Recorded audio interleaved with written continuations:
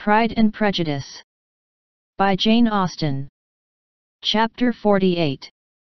The whole party were in hopes of a letter from Mr. Bennet the next morning, but the post came in without bringing a single line from him.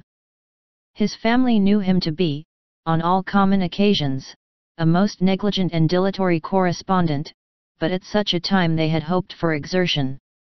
They were forced to conclude that he had no pleasing intelligence to send, but even of that they would have been glad to be certain. Mr. Gardiner had waited only for the letters before he set off. When he was gone, they were certain at least of receiving constant information of what was going on, and their uncle promised, at parting, to prevail on Mr. Bennet to return to Longbourn, as soon as he could, to the great consolation of his sister, who considered it as the only security for her husband's not being killed in a duel. Mrs. Gardiner and the children were to remain in Hertfordshire a few days longer, as the former thought her presence might be serviceable to her nieces. She shared in their attendance on Mrs. Bennet, and was a great comfort to them in their hours of freedom. Their other aunt also visited them frequently, and always, as she said, with the design of cheering and heartening them up, though, as she never came without reporting some fresh instance of Wickham's extravagance or irregularity, she seldom went away without leaving them more dispirited than she found them. All Meryton seemed striving to blacken the man who, but 3 months before, had been almost an angel of light. He was declared to be in debt to every tradesman in the place, and his intrigues, all honoured with the title of seduction, had been extended into every tradesman's family. Everybody declared that he was the wickedest young man in the world, and everybody began to find out that they had always distrusted the appearance of his goodness.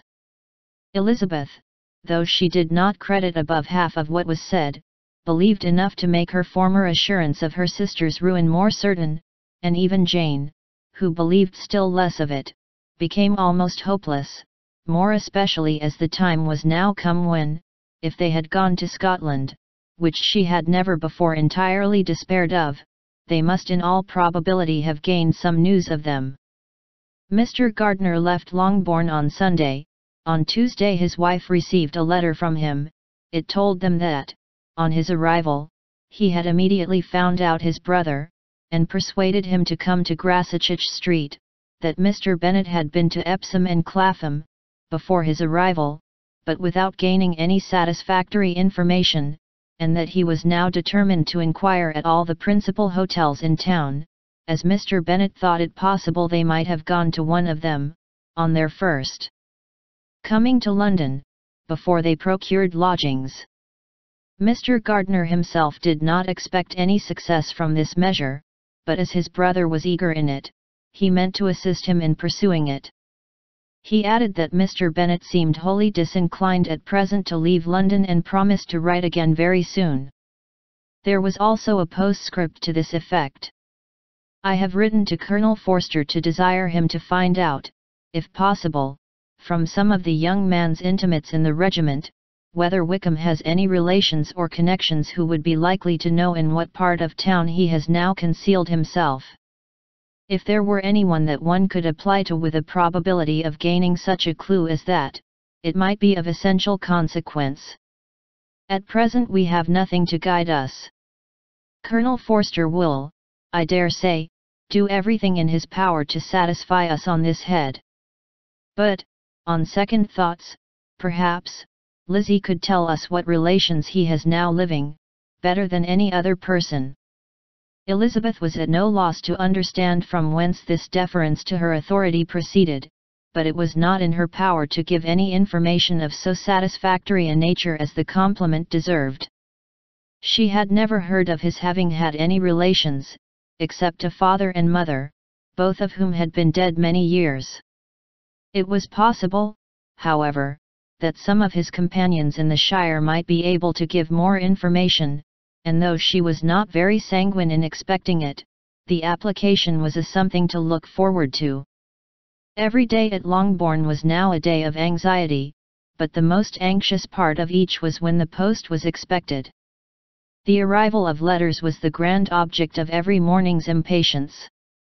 Through letters, whatever of good or bad was to be told would be communicated, and every succeeding day was expected to bring some news of importance. But before they heard again from Mr. Gardner, a letter arrived for their father, from a different quarter, from Mr. Collins, which, as Jane had received directions to open all that came for him in his absence, she accordingly read, and Elizabeth, who knew what curiosities his letters always were, looked over her, and read it likewise. It was as follows. My dear Sir, I feel myself called upon, by our relationship, and my situation in life, to condole with you on the grievous affliction you are now suffering under, of which we were yesterday informed by a letter from Hertfordshire. Be assured, my dear Sir, that Mrs. Collins and myself sincerely sympathize with you and all your respectable family, in your present distress, which must be of the bitterest kind, because proceeding from a cause which no time can remove. No arguments shall be wanting on my part that can alleviate so severe a misfortune or that may comfort you, under a circumstance that must be of all others the most afflicting to a parent's mind. The death of your daughter would have been a blessing in comparison of this. And it is the more to be lamented, because there is reason to suppose, as my dear Charlotte informs me, that this licentiousness of behavior in your daughter has proceeded from a faulty degree of indulgence, though, at the same time, for the consolation of yourself and Mrs. Bennet, I am inclined to think that her own disposition must be naturally bad, or she could not be guilty of such an enormity, at so early an age.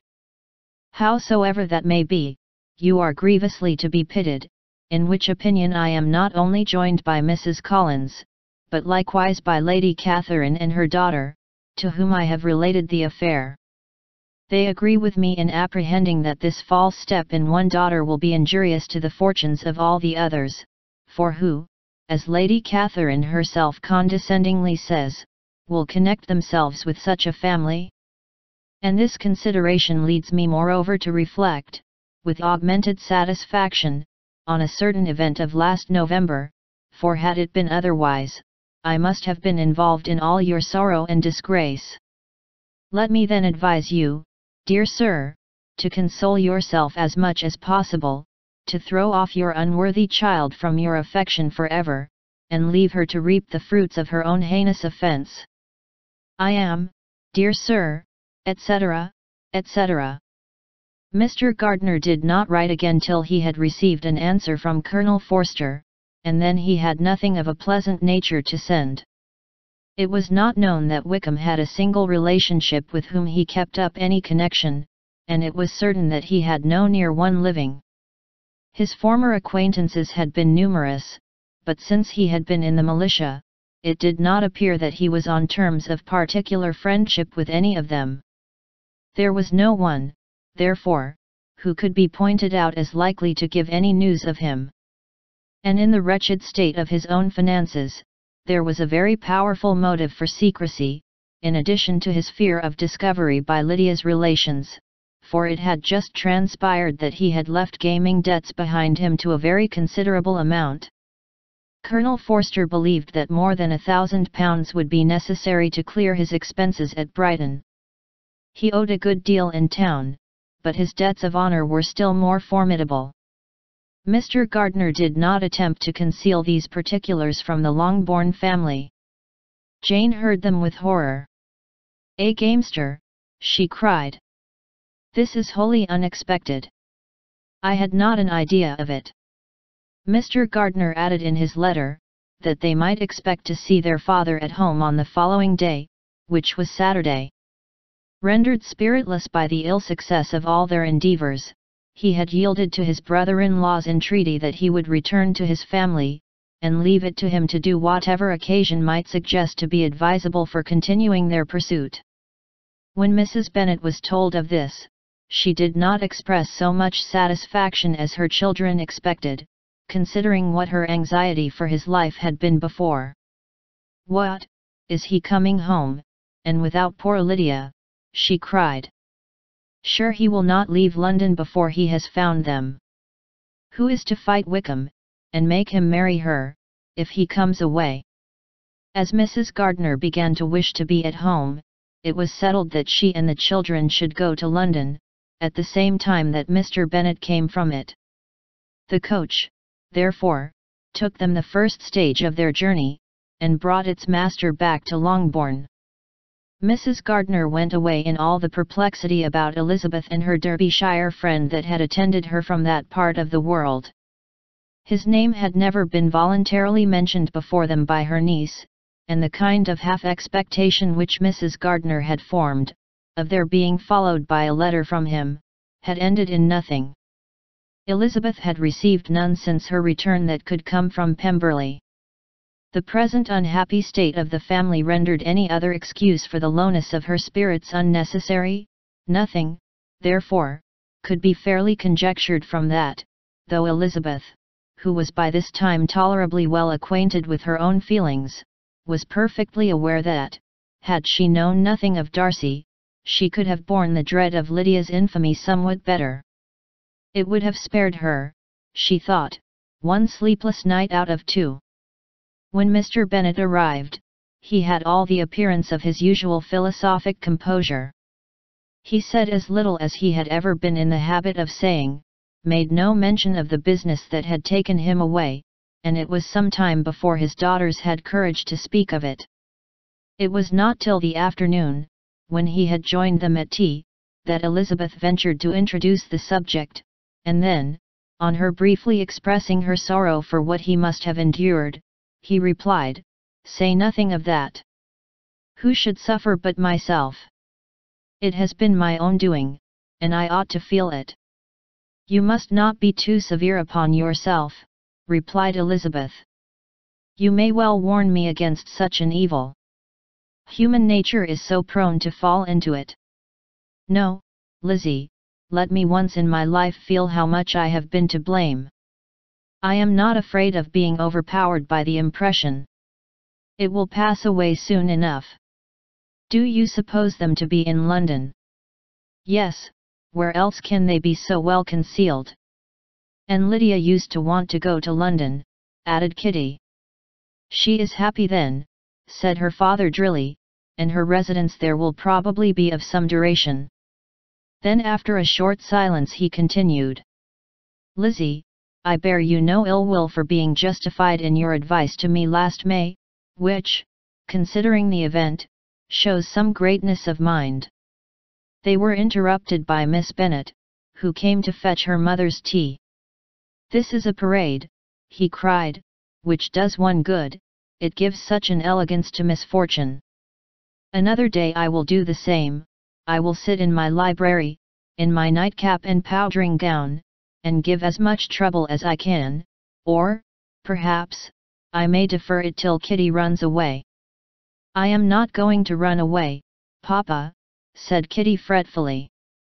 "If I should ever go to Brighton, I would behave better than Lydia." "You go to Brighton? I would not trust you so near it as Eastbourne for £50. No, Kitty, I have at last learned to be cautious, and you will feel the effects of it. No officer is ever to enter into my house again, nor even to pass through the village. Balls will be absolutely prohibited, unless you stand up with one of your sisters. And you are never to stir out of doors till you can prove that you have spent 10 minutes of every day in a rational manner." Kitty, who took all these threats in a serious light, began to cry. "Well, well," said he, "do not make yourself unhappy. If you are a good girl for the next 10 years, I will take you to a review at the end of them.